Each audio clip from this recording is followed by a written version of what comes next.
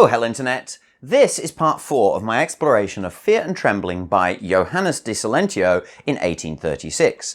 I am not an academic, so take me with a pinch of salt. And in this video, I'll reduce the preamble to saying simply that Kierkegaard is a complex writer and thinker working from Hegel through a pseudonym. Know what you're getting into, and also that although Kierkegaard himself returns to faith, I do not. In the previous video, we looked at the first of 3 problems which Silentio addresses, and he claims that it is possible to see in the real world a so-called teleological suspension of the ethical, and that this is what was happening in the story of Abraham and Isaac, a real reason to ignore the duty that a father has to his son that cannot be explained by anything in the real world, but is nonetheless absolutely valid. This is why Abraham is so rightly raised up as the father of faith, in Silentio's opinion at least, and he gets us there by using the psychological moves of faith and its necessary precursor, infinite resignation. And this is how greatness can be seen in the world. But Silentio explicitly bases his movements on a paradox. The second problem leads on from the first in the sense that once we've established that there is something to this paradox that we call the teleological suspension of the ethical, now then we can discuss the nature of the experience of he who walks that path, and in particular their relationship to everything else. The second problem asks if there is an absolute duty towards God, and in this, Silentio makes another stab at describing the movements of faith, and for my money, it is a better attempt than he makes in the preliminary expectoration. To establish an absolute duty towards God, Silentio presents repeated iterations of the paradox, which is what establishes the relationship between the individual, the universal, the ethical, and the absolute. And these together start to form a coherent picture. However, I will just mention it now and then it's done. No, I still don't think he's captured the movements of faith. He has once again alluded to them. But you know that about me by now.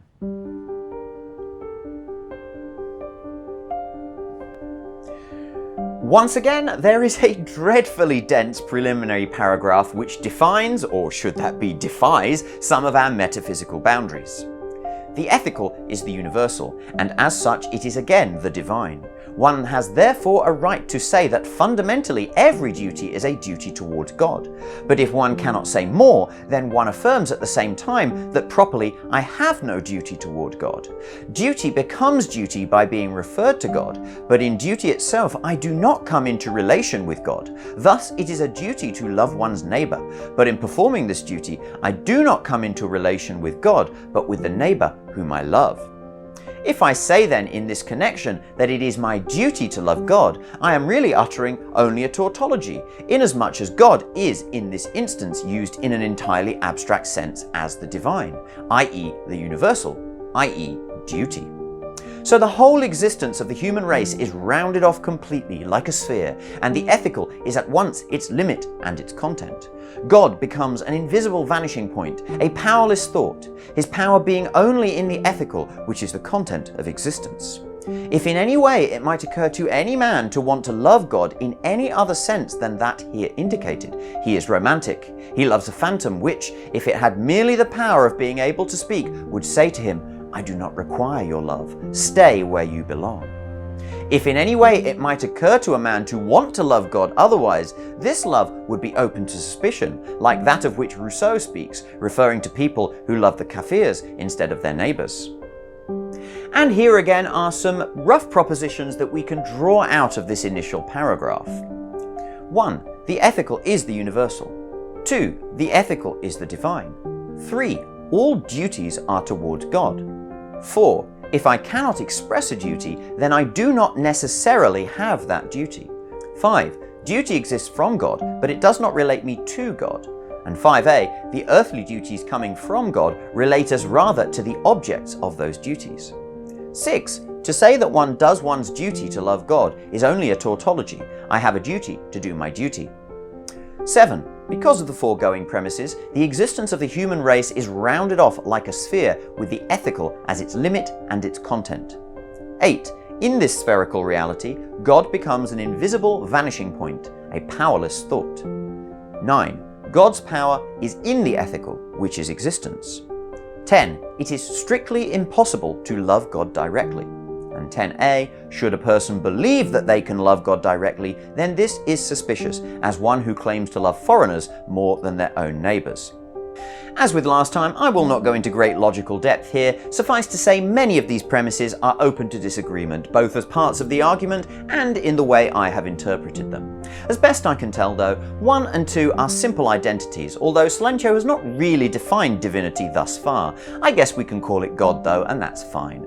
Number 3 could be reworded to say that all duties are performed in the direction of God, but number 4 is very clear that a veil lies over certain duties. Combined with 5 and 6, this completes the linguistic separation of God from anything inside the universal except the vanishing point from premise 8, which is implied to be a singularity. As a reminder, the universal is the universe, but by its completeness, it is also God and the ethical source. God is love, because what else could there possibly be, and where else could it possibly come from? However, from within the universal, God is not and can never be an agent, and so we cannot relate to God from within the universal. This is what is meant by number 7, but Silencio also refers to this rounding off into spherical form of the universal, and this being its content as well as the ethical.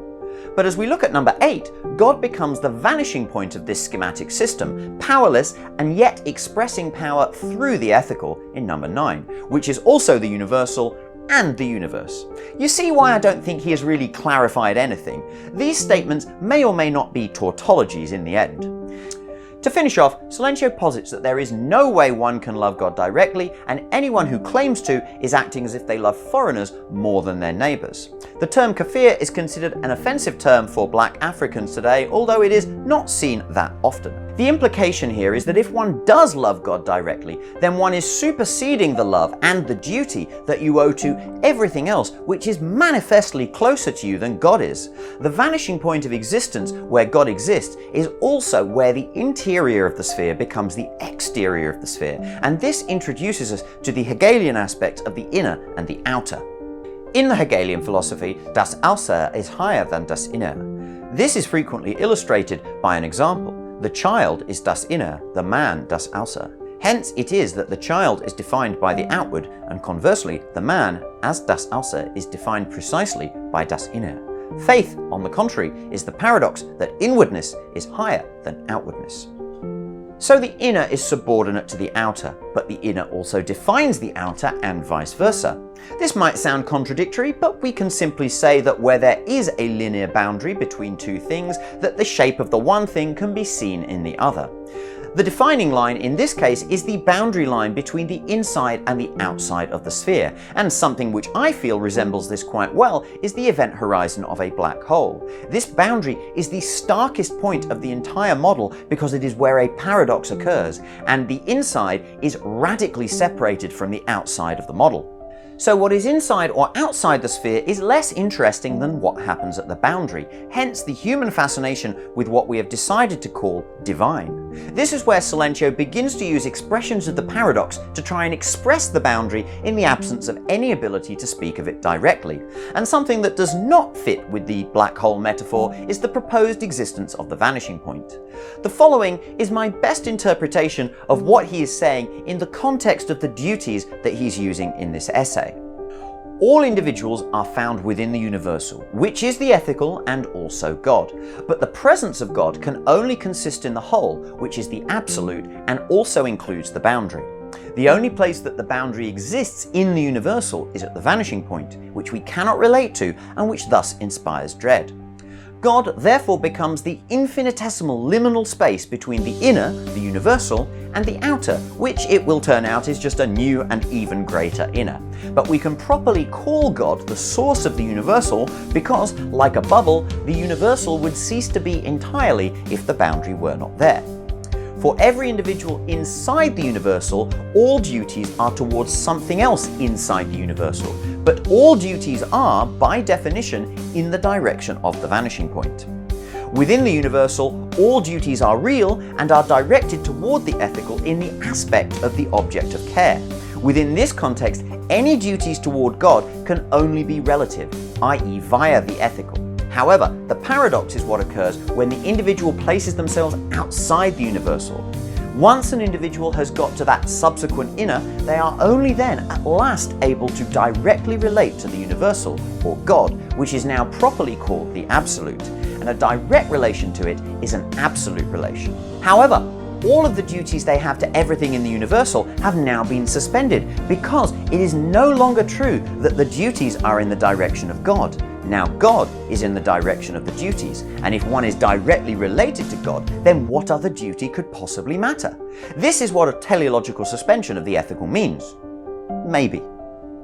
From this, however, it does not follow that the ethical is to be abolished, but it acquires an entirely different expression, the paradoxical expression that, for example, love to God may cause the Knight of Faith to give his love to his neighbour the opposite expression to that which, ethically speaking, is required by duty. If such is not the case, then faith has no proper place in existence. Then faith is a temptation, and Abraham is lost since he gave into it. The inversion here is critical, and it shows us why, at the decisive moment, Abraham's paternal duty appeared as a dark reflection of itself. This is actually the fourth expression of the paradox that Silentio has given us so far. Here, very briefly, are the other three. The paradox of faith is this, that there is an inwardness which is incommensurable for the outward, an inwardness, be it observed, which is not identical with the first, but is a new inwardness. This must not be overlooked. The paradox of faith is this, that the individual is higher than the universal, that the individual determines his relation to the universal by his relation to the absolute, not his relation to the absolute by his relation to the universal. The paradox can also be expressed by saying that there is an absolute duty toward God, for in this relationship of duty, the individual as an individual stands related absolutely to the absolute.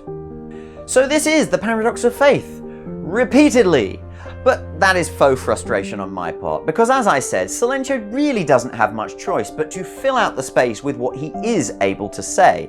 And this is where we come back to the idea of mediation. I will introduce the next quote with Lowrie's own footnote on it.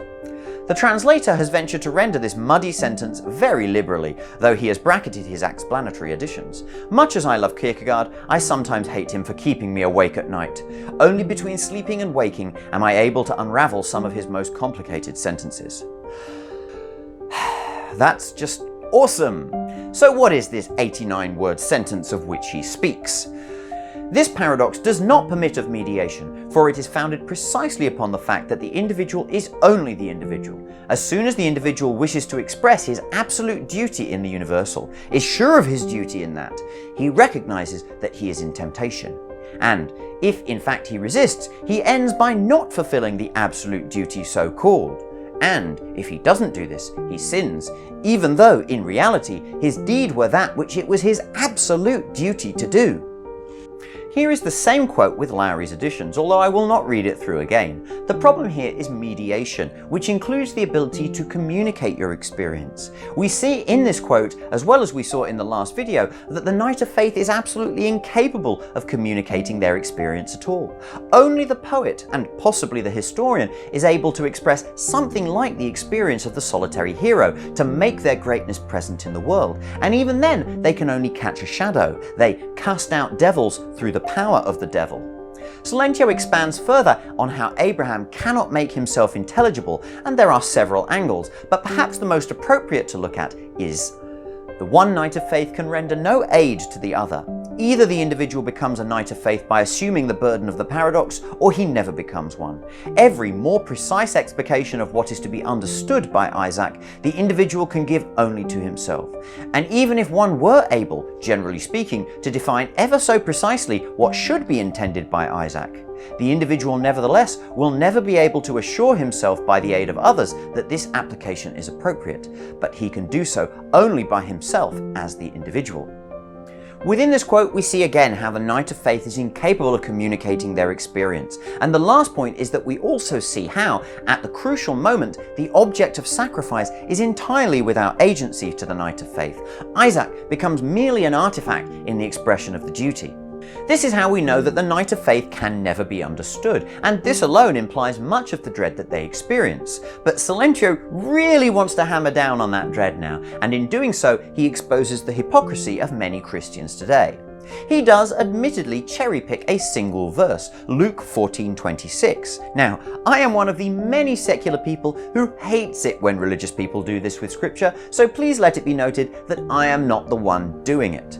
So with that caveat laid down, Luke 14:26 is given by Silentio as an example of a passage that has been watered down by spineless exegetes, for the benefit of those who lack the nerve to accept its true meaning. If any man cometh unto me, and hateth not his own father and mother, and wife and children, and brethren and sisters, yea, and his own life also, he cannot be my disciple. This is what is truly said, but Silentio says we are encouraged to believe that misain is used in the sense of misain, signifying minus diligio, post habeo, non collo, nihili facio. Should it need saying, I do not speak ancient Greek or Latin, so I take it as read from the translator's notes that these are the requisite definitions of the given terms, and that there are similar terms available in any language for the watering down or emasculation of the New Testament.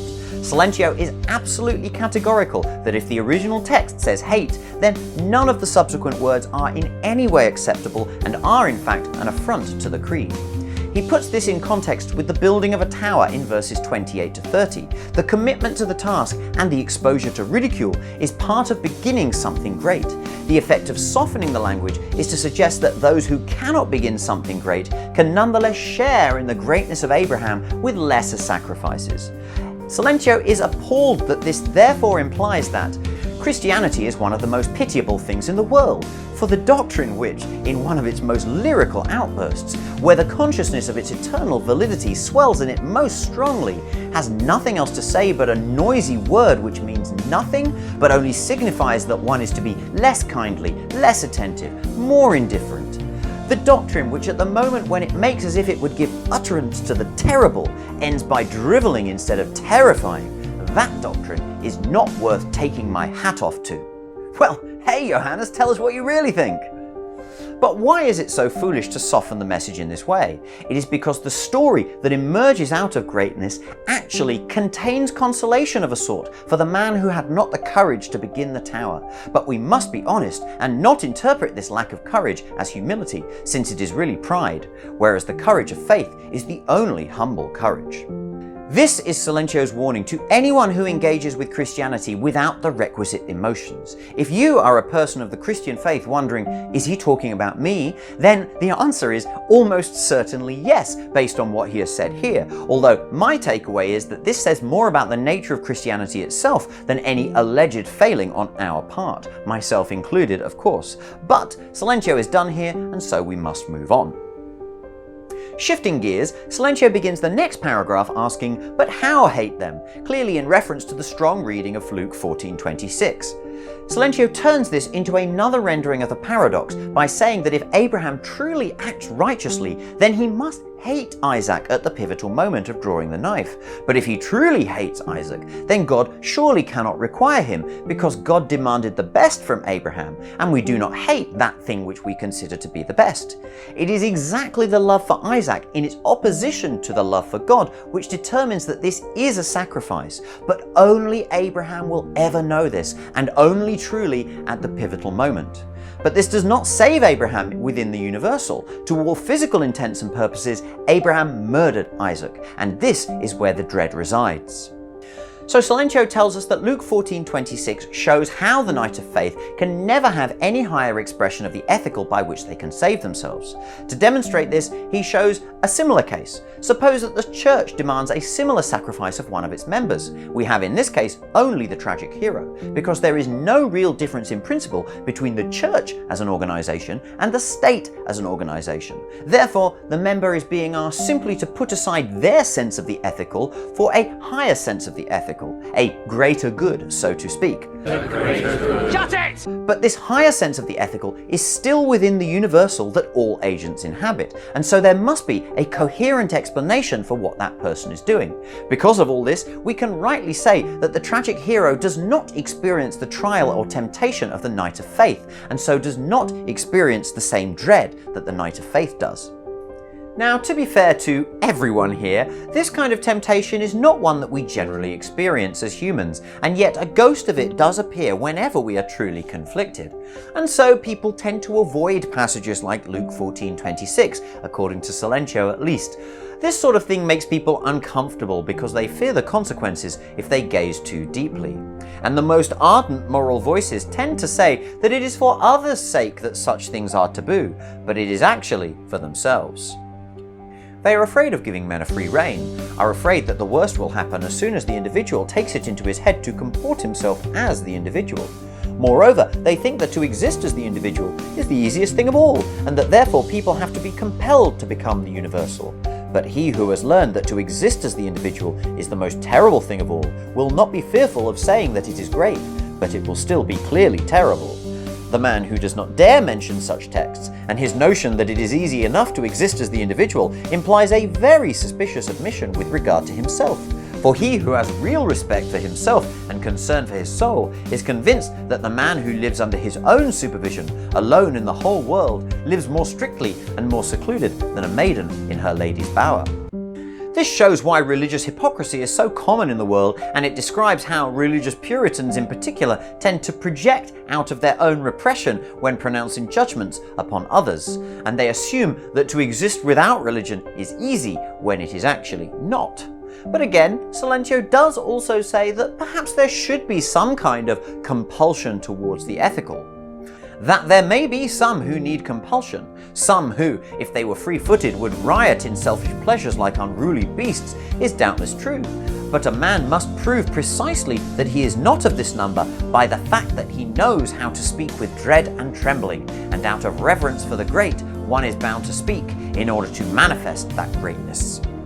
With that last point, for some, perhaps God has been vindicated now.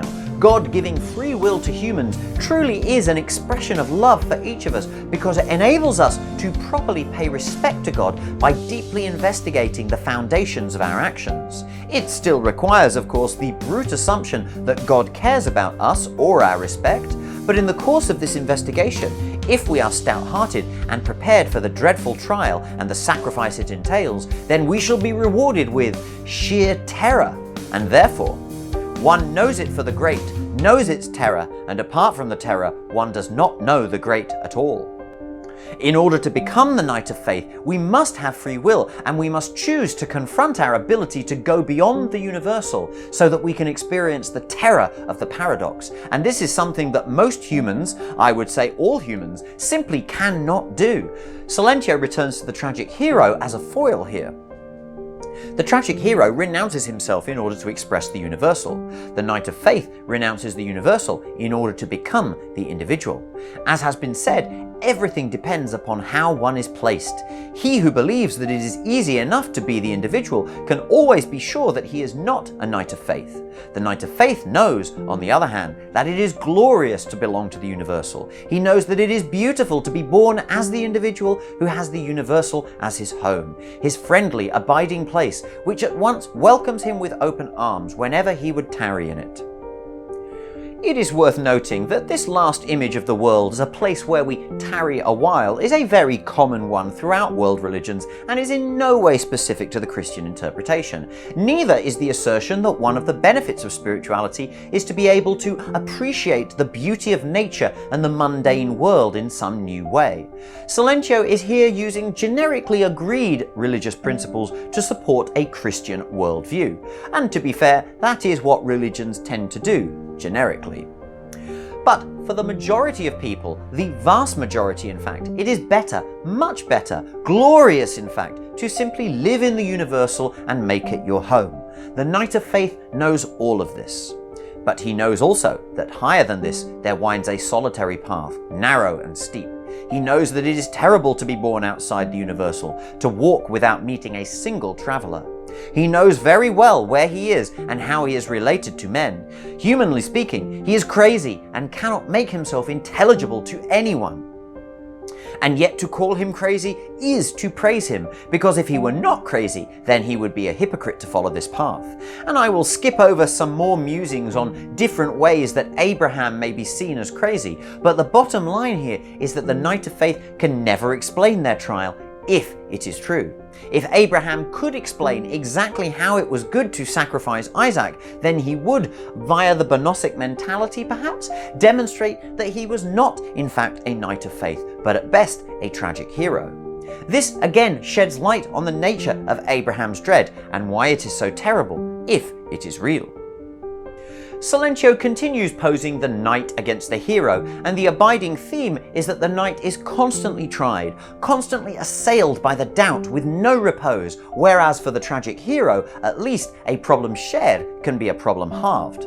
In the structure that I am using, the Knight of Faith is outside the universal at this point, and so is within the paradox, and constantly feels Angfegtels, which binds the individual like an umbilical cord to the universal. This Angfegtels will broadly be in the same direction as the absolute duty towards God, and yet it is definitively not that, so much so that black truly can become white. However, the separation of the knight from the rest of humanity can be misunderstood and misused by the unwary and unscrupulous who would wish to avoid the dread of the paradox. This introduces us to yet one more character in the rogues gallery that Silentio has cast for us, the false knight. The Knight of Faith is always in isolation.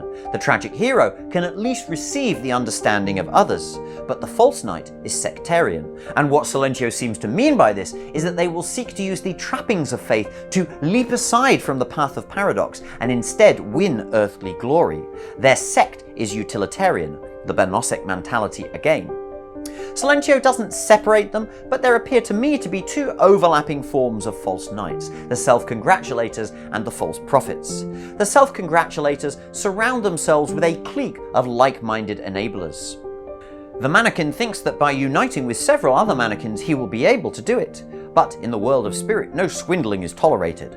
A dozen sectaries join arms with one another. They know nothing whatever of the lonely temptations which await the Knight of Faith. The sectaries deafen one another by their noise and racket, hold the dread off by their shrieks, and such a hallooing company of sportsmen think that they are storming heaven, and think that they are on the same path as the Knight of Faith, who, in the solitude of the universe, never hears any human voice, but walks alone with his dreadful responsibility. This quote perfectly captures the bloody-minded arrogance of the most vociferous in any sect, always wanting to wield the social capital of their virtue. Meanwhile, the false prophets see that what they do understand of the paradox can be a lucrative thread to weave with, or I suppose they may genuinely believe that they can train others in the path of enlightenment. He does not comprehend that if another individual is to take the same path, he must become uniquely individual and have no need of any man's guidance, least of all the guidance of a man who would obtrude himself. And at this point, men leap aside. They cannot bear the martyrdom of being uncomprehended, and instead of this, they choose, conveniently enough, the worldly admiration of their proficiency. The true Knight of Faith is a witness, never a teacher. I think for Silentio, both of these subcategories are bound up in the idea of the tasteful exegete that he referenced earlier. This is the modern theologian who modifies scripture in subtle ways to be more amenable to a mass audience to partake of. False knights of all kinds ignore the true task of the Knight of Faith, which he has laid out above, and which he summarizes with uncharacteristic brevity in the final paragraph of the Problema. Either there is an absolute duty towards God, and if so, it is the paradox here described, that the individual as the individual is higher than the universal, and as the individual stands in an absolute relation to the absolute. Or else faith never existed, because it has always existed. Or, to put it differently, Abraham is lost. Or, one must explain the passage in the 14th chapter of Luke, as did that tasteful exegete, and explain in the same way the corresponding passages and similar ones. This is the big claim of the second problem, that the nature of true faith is the absolute duty given here, but that most people are simply not built for that, and cannot be, so they should express the proper, I still want to say humility, but it is a lower level of humility for a lower level of duty. This is humility before the person of the Knight of Faith, and yet the knight is truly humble, knowing that they do not deserve the praise. Great person history is thus built on a paradox, and expressed by the poets, who are despised for their audacity by the very people who nonetheless believe in great person history. Overall, though, I quite like the case that Silencio is laying out here. It is rather elegant, and I will say this much. It does seem to create a situation in which there is a unique and intimate connection between what we term as God and what we term as the universe. And all the talk of duty seems to wrap the ethical quite nicely into it through everything else we care about. A personal God with at least a pathway to interaction, perhaps best expressed through the medium of service to others. And for some Christians, that is all we need. But let's be clear here, Silencio is not letting Christianity off the hook that easily, because you need to be sure, absolutely sure, that you feel that fear and trembling, and you need to know how to distinguish it from the mundane fear of sin. And if it is not that, then faith has never existed, because it has always existed, which simply means that there is no night of faith, and that everyone is entitled to their own mundane faith, which is actually kind of where I end up overall. But the devil is in the details, eh? And there are details aplenty to throw a spanner into these works. There are clearly many in the world today who wish to make themselves out to be knights of faith when they are anything but. And one thing is absolutely clear. No knight of faith ever acted with political intent, and thus there is no such thing as a righteous politics. As always, I am not convinced that Silencio has painted a clear picture of God, nor the Knight of Faith. Maybe he never meant to, or was at least aware of his inability. But without that picture, then God remains, in one word, a paradox. And I am happy to agree with Silencio on that.